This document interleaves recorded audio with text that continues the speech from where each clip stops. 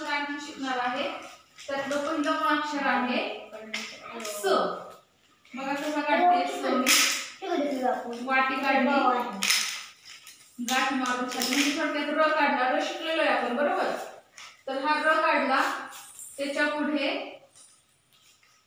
अशी पुढे रेष आडवी काढायची आणि उभी रेष द्यायची. हा झाला सशाचा. स्वप्नील शांत बस. स स स. समृद्धी काय आहे हे?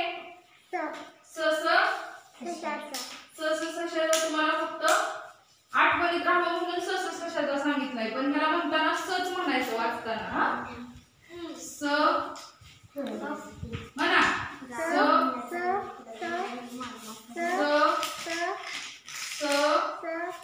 स आणि स. हे एक मुळाक्षर शिकायचं होतं. आणि दुसरं मुळाक्षर आहे द. द द दौतीचा किंवा काय the the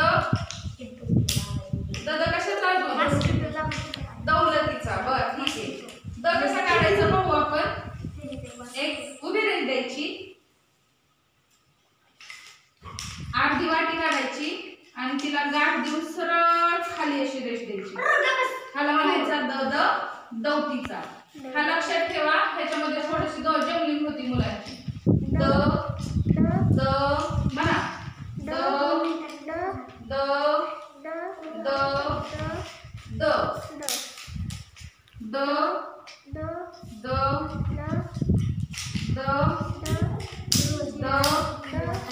the the the आणि ड. हा आहे स. स म्हणा. स स स स स स स स स आणि स. आणि हा आहे द द द द